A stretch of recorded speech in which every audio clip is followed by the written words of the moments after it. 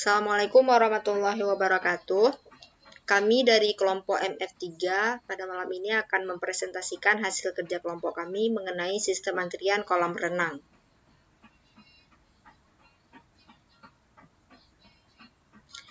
Adapun latar belakang mengapa kami mengambil judul proyek ini merupakan sistem antrian pada kolam renang, karena berdasarkan pengalaman kami masing-masing, biasanya pada masa liburan atau hari weekend itu tentunya sangat banyak orang yang ingin pergi ke kolam renang bersama keluarga maupun teman-temannya.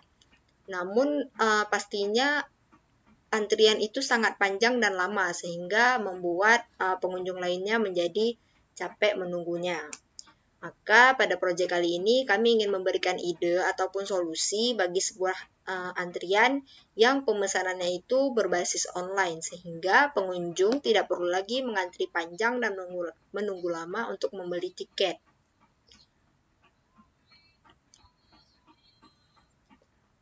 Selanjutnya ada metodologi dalam pembangunan aplikasi ini. Yang pertama ada affinity diagram. Affinity diagram ini akan dijelaskan oleh teman saya Muhammad Razak. Kepada Razak dipersilahkan. Baik, terima kasih.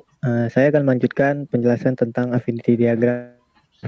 Di mana affinity diagram yang pertama ini kami mengambil identitas dari 4 orang mahasiswa dan mahasiswi dari Universitas Syahkuala yang bernama Agung Prasetyon, Eyang Hafifah, Habibi, dan Agam Abdul Fattah yang umur mereka berkisar 20 sampai 21 tahun. Next. Lalu pada affinity diagram yang kedua yaitu kendala, kami mengambil di mana harga, lalu waktu, fasilitas, antrian, dan parkir.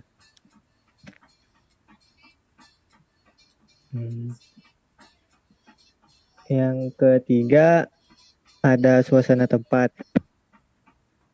Kami mengambil suasana tempat ini yang pertama ada lokasi favorit, lalu yang kedua suasana yang ada di wahana tersebut.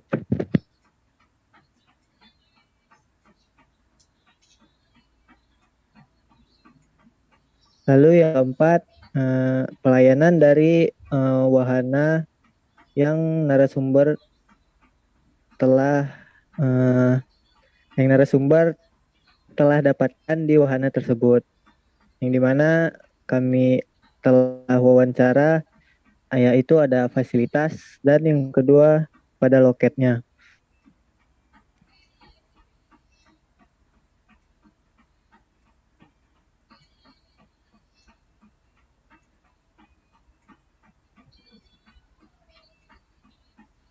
Yang kelima, solusi yang kami berikan yaitu salah satunya yaitu tiketnya itu dapat di booking terlebih dahulu. Lalu yang kedua, kegiatan narasumber itu pada saat dia mengantri, di mana seorang narasumber yang telah kami wawancarai dia mengatakan bahwa dia sambil menunggu untuk membeli tiket, dia sambil bermain HP untuk menghilangkan rasa bosannya. Next.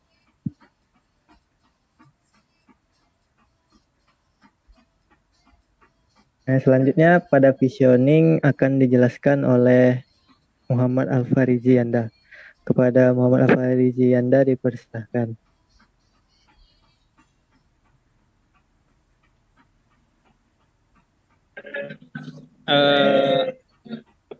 Di sini ada visioning.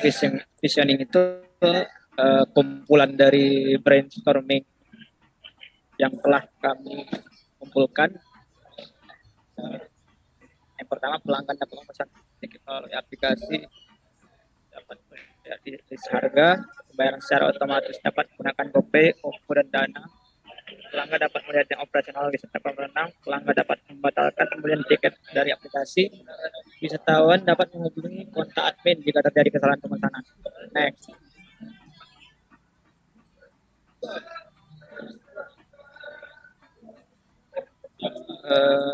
Terus ada use case. Di use case ini ada penjual dan user. Yang pertama, penjual dan user login terlebih dahulu, terus mendaftarkan akun. User melihat list harga dan jam operasional. Penjual menginput list harga, tiket, dan alat renang. Terus user memesan ban karet atau alat renang. User memilih metode pembayaran, terus melakukan pembayaran. Penjual menerima pemesanan dan memberikan struk pemesanan. Terus user menerima struk pemesanan. Jika user ingin membatalkan, bisa membatalkan pesanan. Terus penjual mengembalikan uang transaksi yang dibatalkan. Nah, selanjutnya akan menjelaskan teman saya. Baiklah, saya akan melanjutkan mengenai flowchart. Nah, flowchart ini merupakan algoritma yang berbentuk bagan-bagan. Dia mempunyai arus untuk menggambarkan penyelesaian suatu masalah. Untuk bagian yang pertama di sini ada login. Nah, login ini berlaku untuk yang sudah punya akun. Dan jika lupa password, pemilik dapat mereset passwordnya dengan email, lalu mengganti passwordnya. Yang kedua ada register.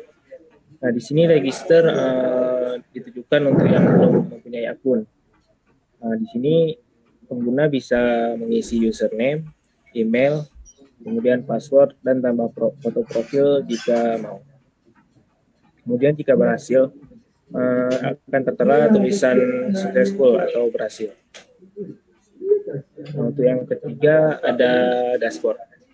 Di dashboard ini ada 4 fitur utama, yaitu ada profil, bahasa, utama, dan menu utama lainnya.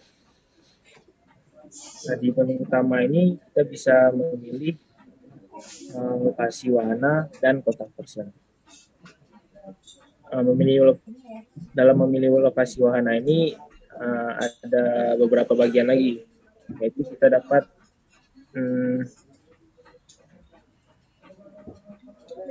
melihat list harga, kemudian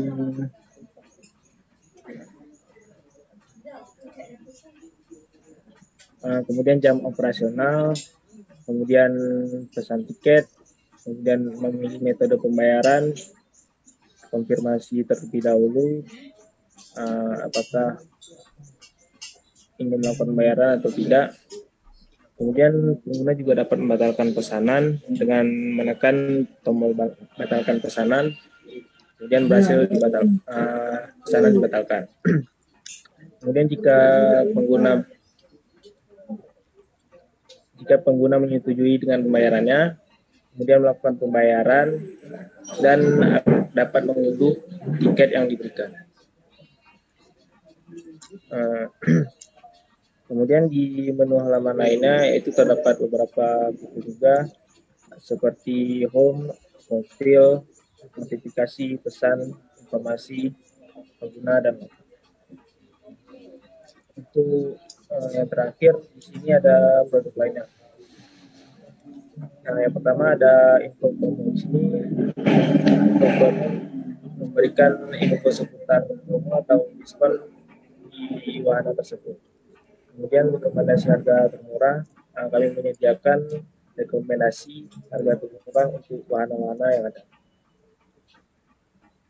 Untuk PPC akan dijalankan. Baik, berikut adalah VPC atau Value Proposition Canvas yang sudah dibuat oleh kelompok kami. Pada VPC terdapat dibagi menjadi 2, yaitu yang pertama ada Customer Segment. Pada Customer Segment terdapat Customer Job, di mana pada blok ini berguna untuk mengetahui kerjaan pengguna yang ingin diselesaikan dengan produk atau jasa pengembang. Pada Customer Job ini terdapat salah satu contohnya adalah pertama mencari wahana yang terdekat, agar pengunjung dapat mengetahui keberadaan wahana terdekat dari lokasinya. Kemudian yang kedua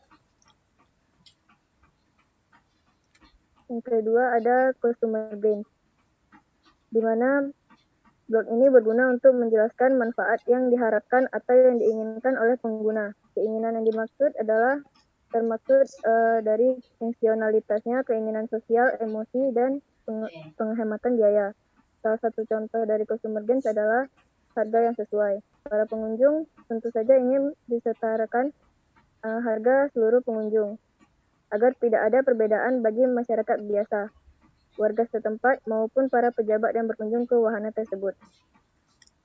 Kemudian yang ketiga ada consumer pain, di mana blok ini berguna untuk menggambarkan emosi negatif, biaya yang tidak diinginkan, situasi, risiko yang bisa dialami sebelum, selama, atau setelah pekerjaan selesai. Salah satu contoh dari consumer pain adalah tempat antrian yang sempit dan kecil, sehingga para pengunjung merasa tidak nyaman dalam mengantri. Kemudian jam operasional yang berubah tanpa adanya informasi, membuat pengunjung kecewa. Sudah datang jauh-jauh tetapi wahana tersebut tutup tanpa adanya informasi. Kemudian terdapat value proposition. Pada value proposition terdapat produk dan service. Produk dan service adalah langkah pertama yang yaitu menuliskan semua proposisi nilai dari produk dan service. Pada produk dan service kami adalah aplikasi antrian tiket online wahana kolam renang. Dengan adanya aplikasi ini, pengunjung tidak perlu mengantri panjang dan lama lagi dalam proses pembelian tiket. Kemudian terdapat gain creators, yaitu menjelaskan bagaimana produk atau jasa pengembang dapat membuat pengguna diuntungkan. Pada gain creators, salah satu contohnya adalah tidak perlu mengantri. Aplikasi ini dibuat untuk mempermudah pengunjung yang ingin membeli tiket masuk wahana tanpa perlu mengantri di tempat. Kemudian terdapat pain relievers, yaitu bagaimana produk atau jasa pengembang meringankan penderitaan pengguna, menghilangkan atau mengurangi dari consumer pain pengguna sebelumnya, selama dan sesudah pekerjaan selesai. Salah satu contoh pada pain relievers adalah sistem pembelian tiket secara online. Jadi, pengunjung tidak perlu lagi mengantri di tempat, menghemat waktu, dapat dilakukan di mana saja dan kapan saja sesuai dengan jam operasional yang telah ditentukan. Berikutnya akan dijelaskan oleh Reza Falevi. Baik, berikutnya yaitu bisnis model canvas. Di sini terdapat customer segment, yaitu menentukan segmen pelanggan yang akan menjadi target bisnis sebuah produk. Contohnya seperti mahasiswa atau pelajar, anak-anak, orang dewasa, dan atlet renang. Kemudian ada customer relationship, menunjukkan hubungan bisnis dengan pelanggan yang akan dibangun. Contohnya seperti memberi diskon pada suatu event, kemudian memberi lebih dari 10 tiket dalam satu waktu. Kemudian ada channel, yaitu menggambarkan saluran pemasaran yang akan digunakan oleh bisnis tersebut agar produk sampai kepada konsumen, seperti spanduk iklan dan media sosial. Kemudian ada value proposition,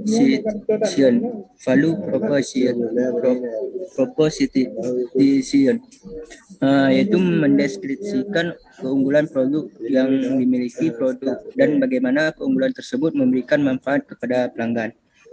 Contohnya seperti terdapat list harga, terdapat papan info, atau terdapat jam operasional. Kemudian ada key partner yang menjelaskan siapa saja mitra kerja aliran suatu barang atau lainnya. Contohnya seperti pihak wahana kolam renang, investor, dan tim perancang aplikasi. Kemudian ada key activities yang menjelaskan aktivitas utama yang harus dilakukan agar dapat berjalan dengan baik. Contohnya seperti analisa kebutuhan, usability testing, wawancara, pemasaran produk, evaluasi, dan pengembangan aplikasi. Kemudian ada key research, menjelaskan sumber daya utama yang digunakan untuk keberlangsungan dan mengembangkan bisnis, seperti pihak warna kolam renang, perancang aplikasi, service. Kemudian ada cost struktur, yaitu mengelola biaya secara efisien akan membuat bisnis yang dijalani menjadi lebih hemat. seperti biaya pemasaran, biaya pembuatan aplikasi atau web, dan biaya pemasangan iklan atau spanduk. Dan terakhir, revenue stream, mendeskripsikan sumber pendapatan bisnis, seperti menjalankan kerjasama dengan pihak kolam renang atau banyaknya pengguna yang berlangganan. Sekian, saya balikkan kepada moderator. Selanjutnya, kami akan mendemokan hasil prototipe dari aplikasi sistem antrian kolam renang yang telah kami buat. Di sini akan dipresentasikan oleh Ade Maulana. Kepada Ade, dipersilahkan. Yang pertama di sini ada sign in dan sign up.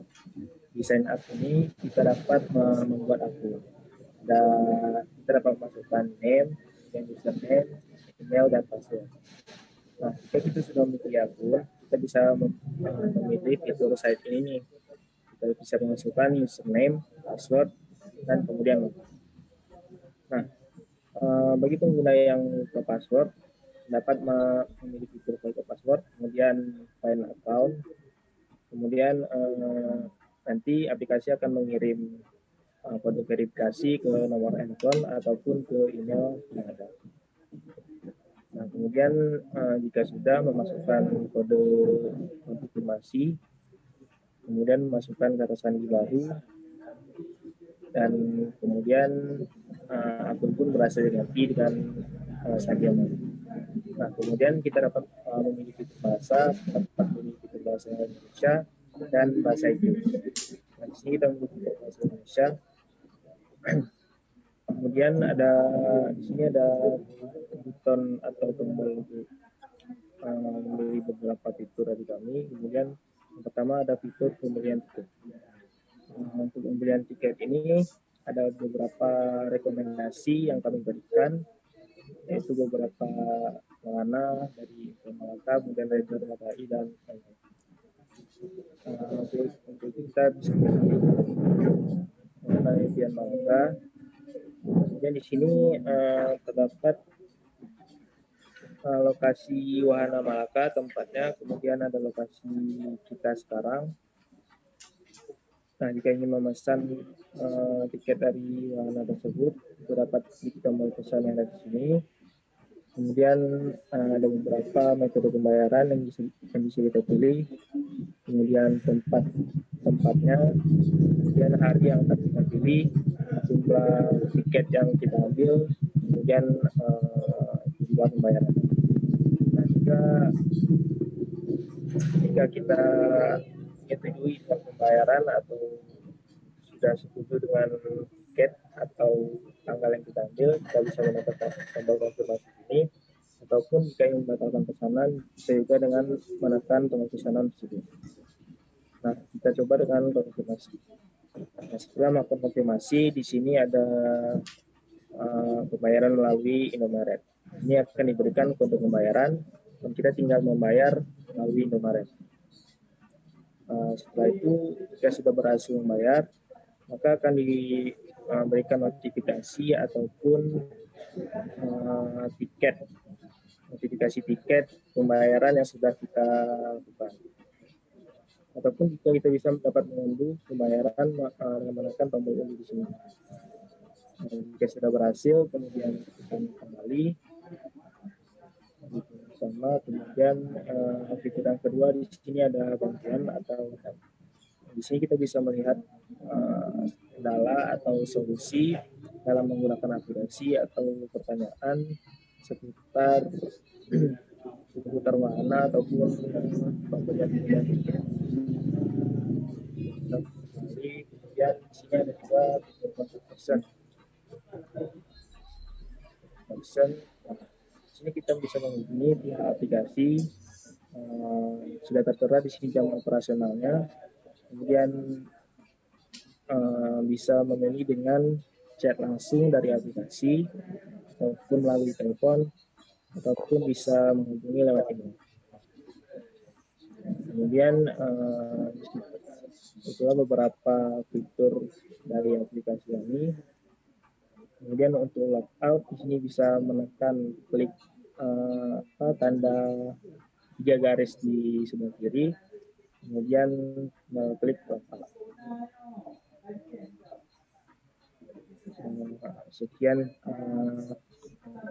simulasi atau penjelasan singkat dari proyek Titan.